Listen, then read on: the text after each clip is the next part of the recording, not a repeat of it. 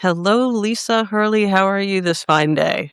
I am so good, Shanti. How are you? I am doing well. It's great to see your bright, shining face. And Same. I'm so excited to have you here. Lisa was introduced to me by her big sis, Sharon Hurley Hall, who was on episode 18 with me and an amazing guest. And as soon as we were done and we were hanging out in the studio afterwards, she said, "You absolutely need to meet my sister, Lisa. She's got a book coming out and she's amazing." And so she was kind enough to connect us. Lisa is a 3-time Anthem award-winning activist, writer, and podcaster. And back to that book coming out, she has written a book called Space to Exhale, which will be released in a short amount of time from when we're recording this, depending on where we are in the universe when you hear this. It's June 17th, 2025. I have just pre-ordered my copy, which I cannot wait to receive. Yay. Yay. Thanks for your support. Oh my goodness, of course. She is additionally the host of Space to Exhale, the podcast, which goes live every Tuesday and is available via replays. We'll tell you more. She's the founder of The Great Exhale, which is an award-winning private membership community for Black women, a virtual space that prioritizes sisterhood, serenity, and soft living. How lovely does that sound? She has been recognized as one of the top 10 anti-discrimination activists worldwide. Her words have been quoted in Forbes, Entrepreneur, Adweek, and more. And she's a very powerful voice. Also, I would say, gentle and poetic at the same time. On her first podcast, which I listened to, she was speaking about this beautiful space to exhale that she's creating. And her words knocked my socks off. So she talks about a life gently lived. Listen to some of these words. She encourages us to practice the pause, divest and rest. Talks about the opportunity to make your mess into message, your test into testament, and gives us all an invitation to choose you and see me. I still get chills as I hear those words. Just so beautiful. So welcome officially. It's so good to have you here. Thank you. Thank you. I'm very new in this author space. And so it is still weird and wonderful experience to hear people like you're reacting to something that I wrote and reacting positively. And it is just, it knocks my socks off. And I'm so glad that my words elicited such positive feelings and reactions in you. And right to my core. Just beautiful. Wow. Yeah, beautiful. Thank you. Thank you. A lot of us creatives spend so much time in the woodshed or by ourselves, in our minds, in imaginary worlds, just wondering, first of all, are people are ever going to see what I'm creating? That's number one. If they do, are they going to get it? And so the fact that you get it, wow. I mean, that gives me chills. That gives me chills. Yeah, that's fulfilling for me. So thank you very much. Oh, absolutely. So professionally, I gave everyone a bit of an overview. Is there anything you'd like to add? I am a career writer. And so in my 9-to-5, I actually write. And why I want to share that is that when I said just now, it's so good to hear that your words are positively received. It's because I write for brands. And of course, it's not that all feedback is negative. That's not what I'm saying. But a part of the job is basically standing up almost every day and having your words ripped apart.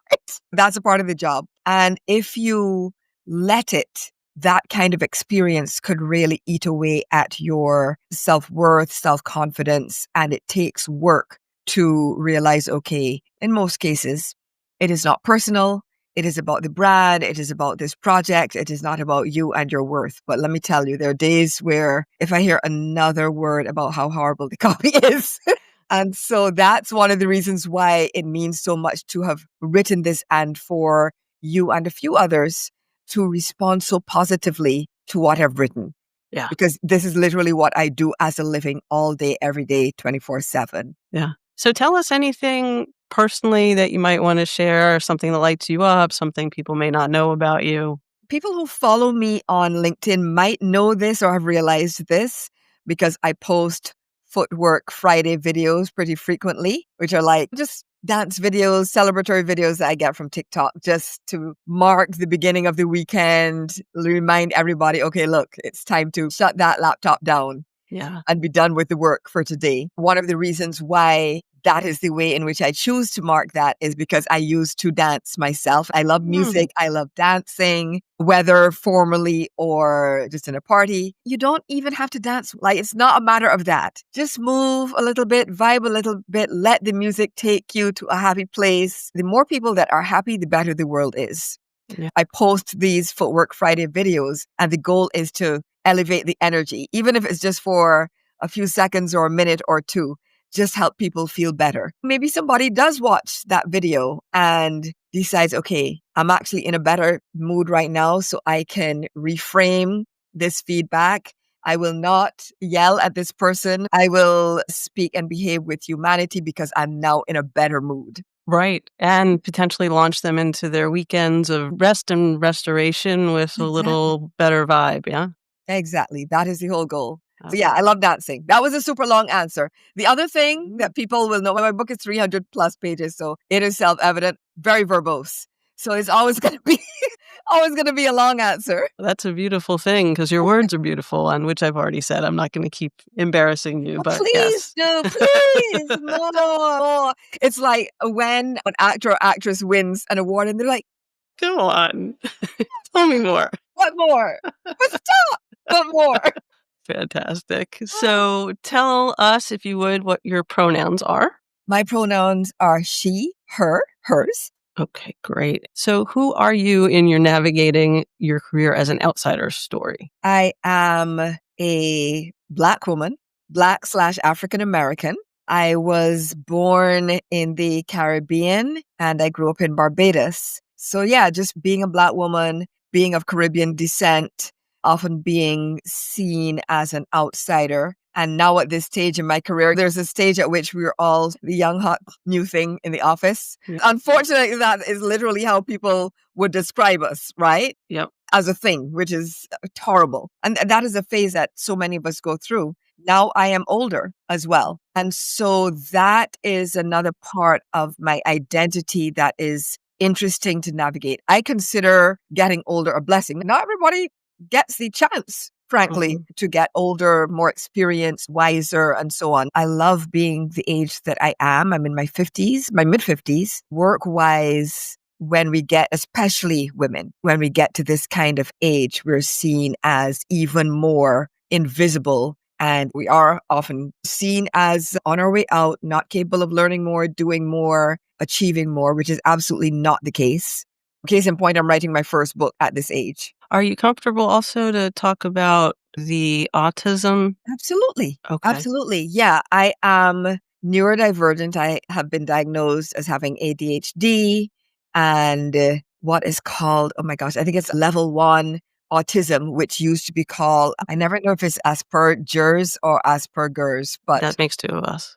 Late diagnosed, but I've known all my life that something was off, different. It's hard to explain. And just knowing in myself that I felt different from so many of my peers and realizing there were times I look back now on things I said, like in group settings, like when I was a teen, for example, and I would realize, oh, by the reaction of my fellow students, that I had clearly said something wrong or made some kind of misstep. I realized then, oh, okay, you're supposed to either not say anything or sort of tell a little white lie or pretend.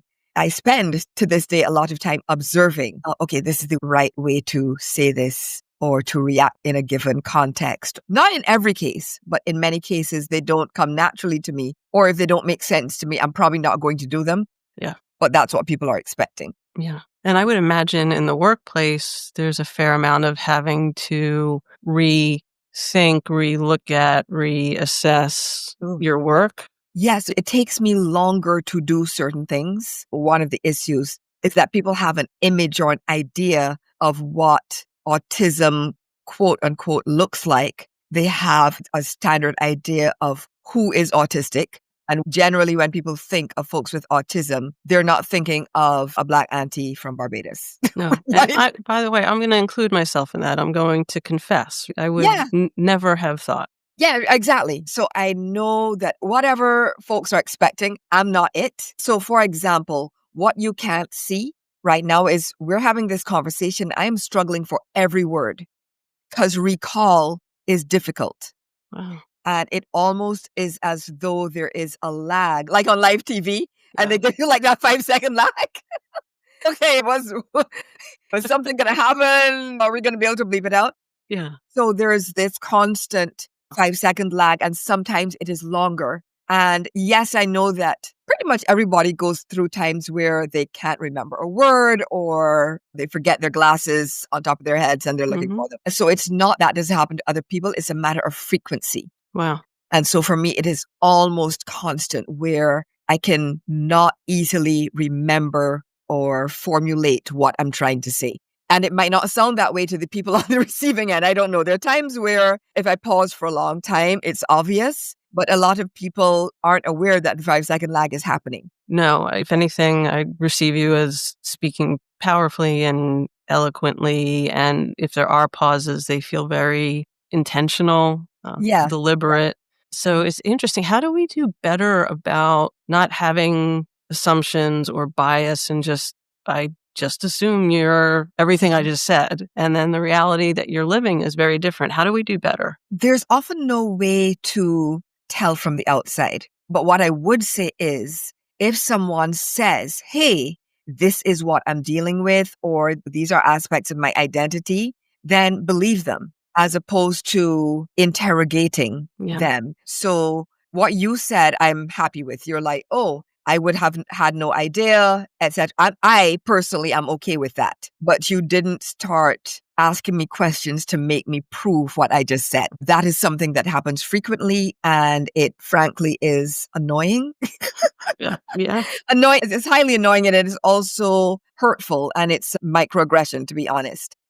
And so just believing people. It was interesting. I actually had an experience very recently where I kept telling someone that I report to, I'm having an issue with navigating a platform that we use at work. I kept saying, just bear with me. It's just going to take me longer. It's going to take me longer. What was interesting is yesterday, we actually happened to be on a video call and the person got to see what it is I'm dealing with. I'm trying to do what is supposedly a simple thing. It's taking 5 minutes, etc., etc. And so I was actually glad that happened so they could see, look, hey, I'm not lying about this. It is taking me longer. It is a bit more difficult. And maybe am I late or is the timeline too tight for me given that I am dealing with ADHD and autism and I move more slowly and I actually need more time because the output can be excellent, but not if I'm rushed.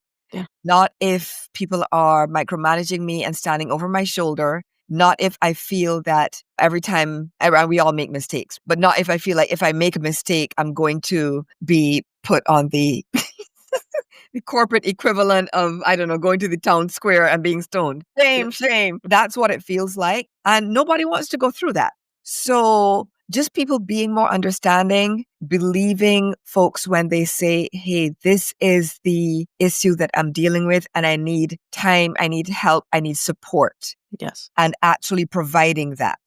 Yeah, it goes back to the humanity at work. I think for me, having been in leadership, the interesting part is that everyone's different and everyone has strengths and superpowers and everyone has areas of development, opportunity.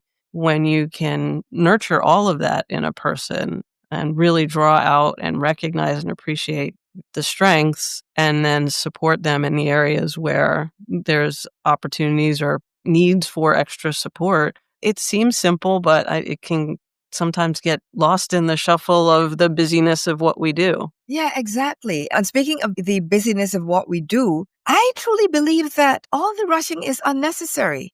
Where are we going? No, it really is. I'm not saying that urgent or unexpected things don't crop up from time to time. That absolutely happens.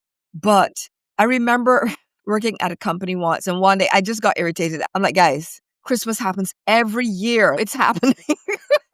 Why are we always rushing? Where's the planfulness? All the rushing for Christmas when Christmas happens every year. Yeah. Ridiculous. Yeah. Yep. For example, there's a lot going on in the world right now. It feels like one of those end of days times, world's history, where pretty much everywhere around the world, there is something major happening, and in many cases, major and negative. Yeah. And it is this constant onslaught of global and communal stress and overwhelm and grief and burnout that I think more people than one might realize are experiencing. And yet we are expected to show up for work, show up for meetings, and talk about inconsequential things. Yes. And again, I'm not saying that all work is inconsequential. That's not what I'm saying at all. But unless one is literally in a role, medical, fire, something, are you saving lives? Are lives at stake? Yes. Police, are lives at stake? Yes. If lives are not at stake, is this as urgent as you are saying it is? Is there a way that this can be done that is not last minute, that is not burdening the team more than is necessary, that does not require people to work on weekends, that does not require people to constantly have their work phones or their Slack notifications on? Yeah, and Is that there just another isn't way? so generally anxiety ridden, right? Yes, Yeah, absolutely. I was in advertising sales and leading sales teams, and I used to literally say that to people when I could just feel the stress levels rising. No one's gonna die. It's okay. Thank God we're not saving lives because we would not be good at it. But Yes, this will be okay. It's you will okay. be okay. Breathe. It's okay. Breathe It's and okay. relax. Yeah. Breathe and relax. It Yeah. will be okay. Yeah. Yeah. Yeah. And what you were saying about the real world things that are happening that impact us as humans, not necessarily having a place generally or often in the workplace, and that push and pull is very real. And it actually brings me to a story that you shared in Sharon's anti-racism newsletter, which I believe is also an excerpt from your book. But you're talking about the working while Black effect. And I want to talk more about that. I know that it includes 12 underlying experiences that you've defined. And this particular story, unfortunately, highlights a lot of them. But what I remember is, and then I'll turn it over to you, this was an average Tuesday that you were getting on the bus going to work. And the driver of the bus, I started to get into the front of the bus, and the driver told me that I had to sit in the back. Initially, I almost looked at him like he was joking. I was like, he can't be serious. And I started to continue into the front, and he said, no, you have to sit in the back. And by the way, I'm reading this and I'm thinking there is going to be a different ending to the story where there was a misunderstanding or something, and then there wasn't. There's no misunderstanding. He really meant that I had to sit in the back. When he repeated it the second time, I actually started to head towards the back of the bus because I didn't feel like getting into a fight. Fortunately, the dispatcher came over at that time because she had observed what was happening, also a Black woman. And she said to me, ma'am, you can sit wherever you want. Opened the door, the front door for me again so that I could get into the front of the bus. But it was interesting on many levels because, of course, no one in the back of the bus said anything to help. They just were passive bystanders, left me to deal with it on my own. The only person who showed up to help me in any practical way was another Black woman. And then bear in mind, these are all people that you work with. Yeah. So I don't know. I'm hypothesizing at this point. In their minds, I'm wondering, did they think if I quote unquote stay neutral and don't get involved, then that's okay? In my mind, I'm looking at all these faces and remembering them because some of them I worked with very closely and realizing, wow, you are okay with me being harmed. If you're okay with me being harmed, that means that you would probably be okay harming me yourself. Wow. I am so sure that many other people have dealt with similar situations. And this is just the norm that we deal with day in, day out, constantly. And it's brutal. Yeah. The only other story like that I have a memory of, at least in my recent history, was I had an episode with a gentleman named Justin Ayers who went to a doctor, and in the process of being in the doctor's office, the doctor came to realize that Justin is gay, at which point he stopped examining him, removed his gloves, No. would not touch him, and walked out of the room. No. And just like your story, I'm thinking it's not possible. How is this possible? So that's how deeply this story hit me as well. So, first of all, needless to say, very sorry that happened to you. Of course, yeah. That's understood. I understand. I feel your heart. Yeah, So good. thank you. And then you go into the office as the story I read unfolds. And what happens when you now have to go on with your day? So the start of the day is difficult and fraught, and I feel unsupported, upset, tearful, but I can't cry. Mm, I feel alone, abandoned, but I'm supposed to just go to work.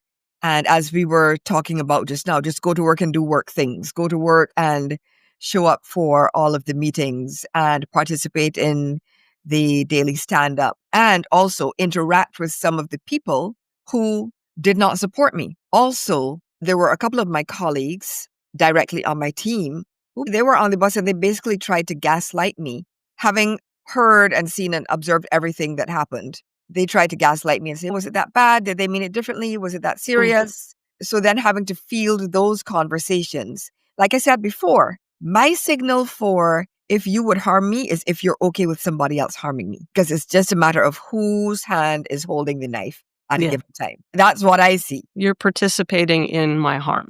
You're participating in it, and that means that you're capable of also harming me seriously. And that is in fact what happens, because when they then showed up to gaslight me and interrogate me and question me after we all saw the same thing, that was additional harm that I also had to deal with. Yeah. And it creates additional stress and strain in the body and the spirit, because I was going to say I was the only Black person, but no, there were two of us, but we did not sit close together. There's that.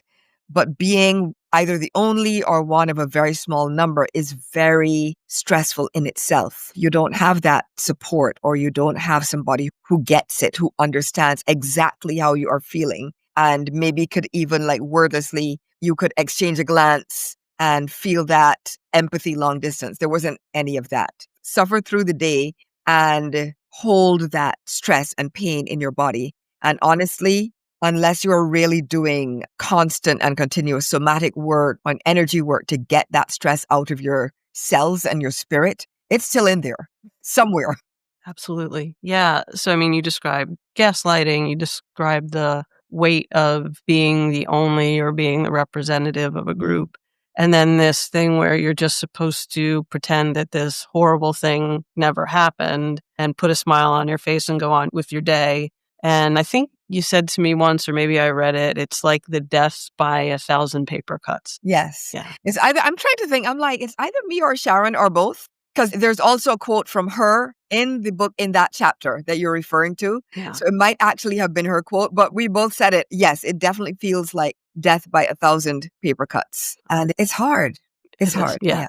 So you have the experience of the working while Black effect. We've talked about working while neurodivergent. And generally, all of this, I know from what you're describing, is quite exhausting understatement. I also want to add, I'm glad you brought back up the neurodivergence, because we spoke very narrowly about work and work processes and needing support, but there are also broader accommodations that one might need.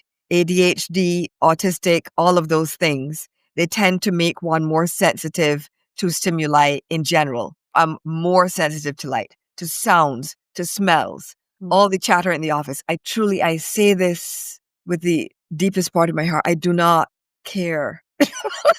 And by that, I don't want to get involved in all of the small talk. Yeah. I can care about people. I can and do on a one-on-one basis. I don't want to attend what I call the unhappy hours, right?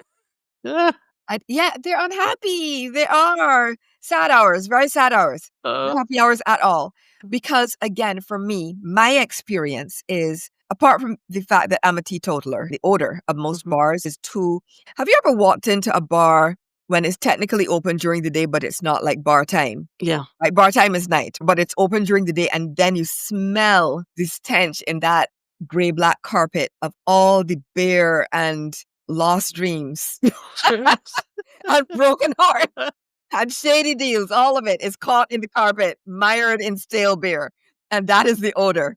Yeah. But for me, it feels like it is cloaking me. It's a horrible experience. It's like a sensory assault, these Yeah. moments, yeah? Exactly. But I can be friendly. I'll chat one-on-one. I don't want to chat with the whole group. I don't want to go around the table and do tell me an intro. I don't want to do it. I don't want to do it. Can we just do the project? I also might not necessarily be able to contribute to a meeting at the time that it is happening. Very rarely, unless I'm very comfortable with someone, it's difficult for me to brainstorm on the fly. It literally is not how my brain works.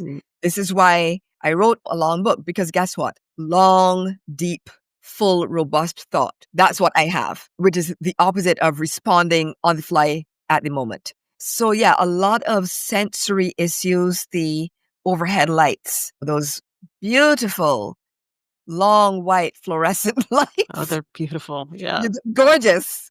Just aesthetically amazing, Yes. right? Bonus points if they like flicker a little bit around the light.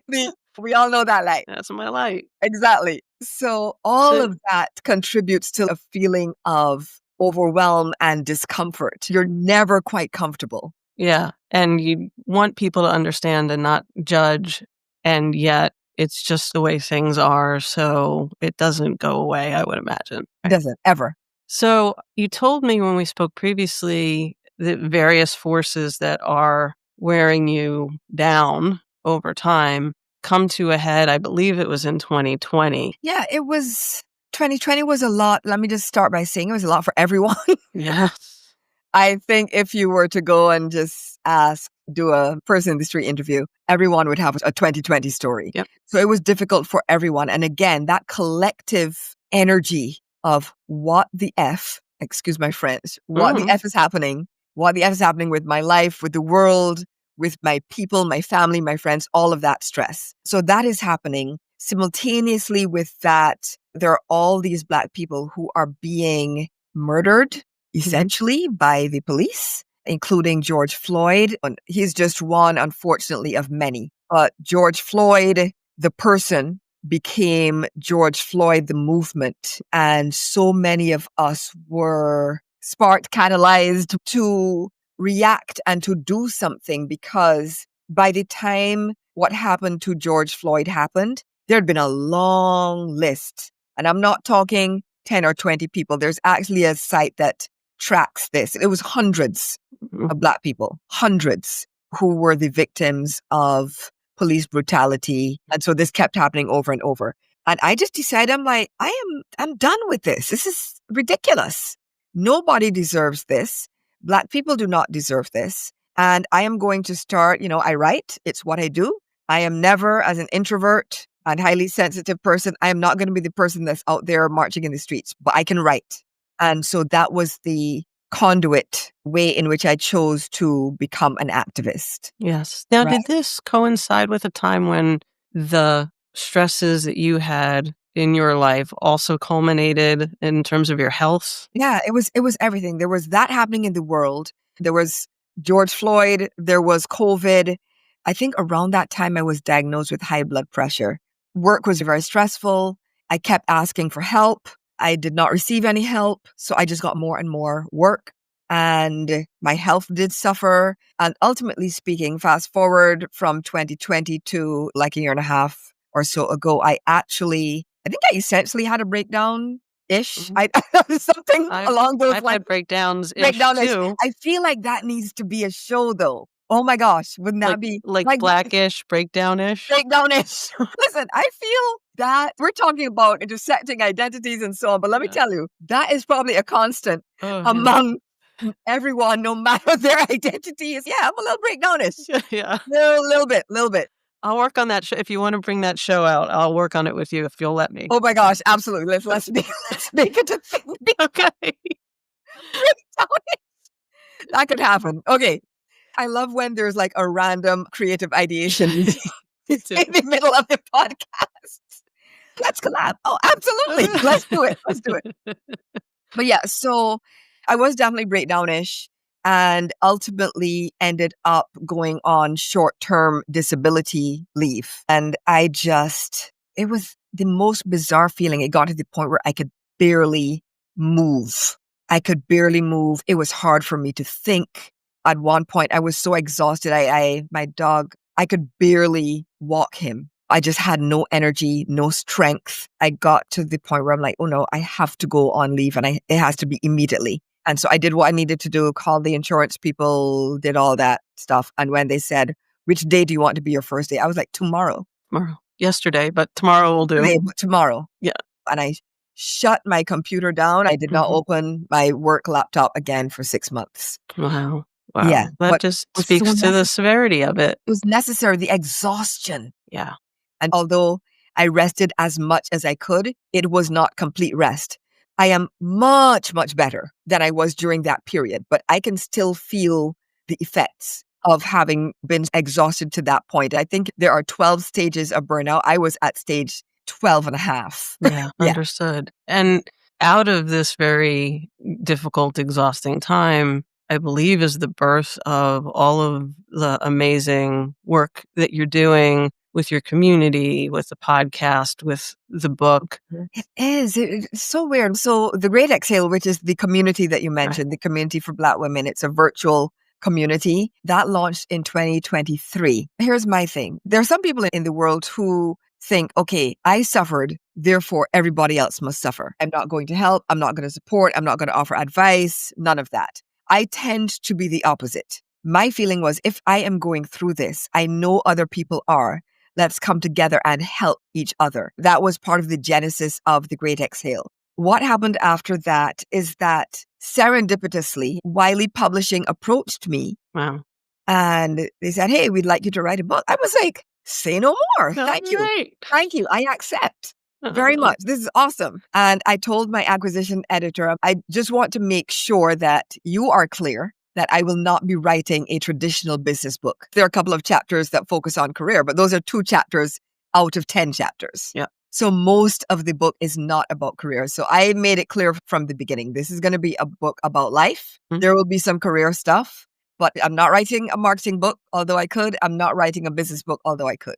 I am writing a book that is a reflection of my personality, and beyond my personality, my beliefs and my purpose. I know exactly which book I'm going to write, and it's going to be an extension of the Great Exhale, open up the framework and the way the community is structured and all of that to the wider public. Because yes, I truly believe Black women need all of the support more than almost anybody else, but everyone needs support. Everyone needs help. Everyone needs inspiration and elevation, all of that. And so this was an opportunity to extend the message to a wider audience. Just a message of, like you mentioned earlier, being able to rest and divest. Mm-hmm. I always say rest is the new success. And I truly believe that, because what are we rushing for? Mm-hmm. Why are we rushing so much? Why are we hustling so much? What is the true purpose? And so I'm encouraging us all to really rethink that and start pushing back. Again, pushing back at work. This is when you say it is due. Is it really due then? Is it necessary for everything to be a quick turnaround? If everything is urgent, then nothing is urgent. That's exactly right. By definition. Exactly. Yes. Let's rethink it all. Yes. Anything that you have come to in addition to practicing the pause, which you've mentioned, that you just feel if we could just focus on these couple things in life, which work is a part of. Work is a part of life. Exactly. Right. That's the beauty of it, is even though, like I said, I told my editor, this is not a business book. I don't believe in work-life balance. I think the language is in on the whole scheme. Right? It's a long con, right? It is a long con. It's a scam, but it should be life-work balance in that order. But you're 100% right. Once you're an adult, work is going to be a part of your life. So I'm not saying ignore work. I'm not saying not to work. I'm not saying any of that. Absolutely. Work, do what fulfills you, do it well, work with integrity, work with excellence. I'm just saying don't work yourself to exhaustion day in, day out, constantly. As an addendum to practicing the pause, really take a breath, by which I mean take breaks and literally do some deep breathing, because it regulates your system. If your focus is work and performance, the deep breathing can actually help you perform better. It can help you be more creative. It can help you be more productive. Yes, it's about life, but when you take care of life and take care of yourself, then that feeds into the work. Everything. Keep the main thing, and put the first thing as first. And the first thing is life. Yeah. The first thing is breath. So that's something that I would say to focus on. Also, be kind. Be kind. Be kind. Again, start with yourself. Yeah. A lot of what we do in the name of work and in the name of showing up as productive adults is actually self-abuse. You cannot convince me that sitting down at your desk for 12 hours straight without moving, we've all been there. This is no judgment because, again, I wrote this book from experience. Let me just make that clear. I'm not sitting up on a mountaintop at all. I down in the trenches. That is me. And so the long 12-hour days where you're just sitting there, you don't eat, you don't drink, you don't take bio breaks, you don't do any of that. You're just neck forward, head down at your laptop. It's self-abuse. Yes. And we need to just call it what it is. If we are kind to ourselves, what would that look like? It might look like taking a pause. It might look like taking a breath. It might look like taking a meal. Yes. These are basics. Eat. Yeah. Have a little water. Hydrate. They're so basic, but think about it. Whether it is ourselves or people that we know, they just sit and work constantly. Yeah. No breaks, no nourishment, no hydration. It is not healthy and it is not kind to ourselves. In being kind to ourselves, I truly believe that then extends us being kinder to others because we all know company cultures or department cultures tend to start from the top and trickle down. And so if the boss is not taking breaks, is working on weekends, is not taking vacations, etc., whether it is spoken, whether it is sort of, just understood, the expectation is that this is how everyone will be. They're modeling the behavior. They're modeling the behavior. They're going to model the behavior of the boss. But if the boss is saying, hey, it's Friday, we don't have any meetings, just between us, you can log off at 11. That's it. Log off at 11, go spend some time with your family. Yep. Or the boss that reaches out to you to say, hey, I noticed you haven't taken any vacation and it's the beginning of Q2. Please take some time off. Absolutely. There were moments in my career where there were people on my team that were exceedingly hardworking and exceedingly good at what they did and frazzled. Yeah. And to this day, I think one of the best, most impactful things that I've ever done is say, take a day this week and let's pretend it never happened. Yeah. Don't put in for it. Just go. Be gone. Just ghost and let us never talk about it. It never happened. Yep. I don't want to see you here tomorrow. Exactly. The reality is the person comes back more refreshed, more engaged, more effective. That's not the reason for doing it, but the impact of that just spirals in a good way. Yeah. Some of what you are talking about is physical, but a lot of it is mental and emotional as well. And there's also the, you know how goodwill is a line item when you're like, what would you call that word? I'm absolutely forgetting my words right now. Okay. When you're assessing the value, when you're valuing a company. Yeah. Thank you. Oh my gosh. Did you see it? I did. Oh my goodness. Oh, child. When you're valuing a company, y'all just got to bear with me because this is, it's actually a miracle it didn't happen earlier. We're here with you. Thank you. Right. So when you're valuing a company, goodwill is considered part of the value, although it is intangible, right? It is an intangible asset. And so the intangibility of, but absolute, just complete value of you saying, hey, just take the day, and the goodwill that generated, priceless, absolutely priceless. Now this person trusts you more when and if you do need them to go a little bit above and beyond. They're going to be the first person to be like, I got you. No problem. I'm here. Yeah. You don't ask them to work every weekend, but look, this is one weekend a year. I need you. They're going to be the first person that shows up. And again, that is not the reason why. Correct. That is often one of the side effects or one of the results. Yeah. But that's bringing the kindness and humanity into the workplace. Yeah. 1,000%. And that was my experience. All right. I'm going to pivot us into the segment of the podcast that I call It's My Podcast, so there will be music. And I will ask you what I ask all my guests, which is if you could put one song in a time capsule and preserve it at all costs for future generations, what would it be and why? It would be Umbrella by Rihanna. Oh, cool. And so many reasons. I said at the beginning that I am from Barbados, as is Rihanna. And who doesn't love Rihanna? She's amazing in every way. Yes.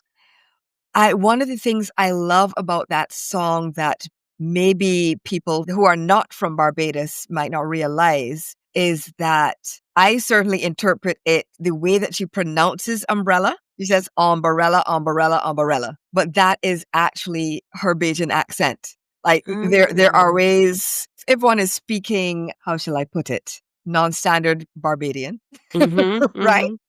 Pass me my umbrella is how it would sound. So I hear that song and it's a little Easter egg. Slice of home. Yeah, it's a little slice of home. That's one part of it. The other part of it is the theme of the song is about love and loyalty and being there for someone and offering shelter and solace and protection and just being a staunch friend. Yeah. I love that. I love everything about it. It's a great song. And I was just looking at the lyrics fresh. There was this 2 lines that sounded like you to me a little bit. It said, "You're part of my entity here for infinity." It just felt like something you might write. Does that make sense? Yes. Yeah. Oh my gosh. I do have a poem. Oh my goodness. That, is thematically similar to those lines for sure. Beautiful. I am excited to add that to the playlist. So thank you for that choice. Thank you. As we're coming toward the end of the podcast, just tell us more about where people can find you. I'll share your links in the show notes, the general things that you want people to know about where to find you. Oh, absolutely. So I can be found online at space2exhalebook.com, on TikTok at the Lisa Hurley, Facebook, same thing, the Lisa Hurley. There is Instagram, the Lisa Hurley. So there's a theme. I had to rebrand because I used to be Happy Phoenix and I was like, okay, nobody is looking for you. You have to grow up and be an adult and think about branding. So the Lisa Hurley, my podcast, which is called Space to Exhale. The podcast is available on Spotify, on Amazon Music, on Apple Podcasts as well, and on YouTube. And the YouTube channel is Space to Exhale. Beautiful. I can't tell you how much I've enjoyed the conversation with you today. Me too. Thank you. This light that exudes from you and the thoughtfulness and heart that you bring to everything that you do and how you've turned challenging situations into things of beauty and just the generosity with which you share. So thank you so much for being here. Oh my gosh, Shanti, thank you so much. This has been, it's a joy for me too. And I also feel your light. Thank you. And your beautiful smile, you're just radiant and I've enjoyed every second of this. So thank you for having me. Oh, that means a lot to me. Thank you. All right, everyone. That brings this episode of Stories We Haven't Shared to a close. I believe stories are our humanity waiting to be shared, and listening makes it possible. Thanks so much for being here today by our virtual campfire. Until next time, and thank you again so much to Lisa. Thank you too.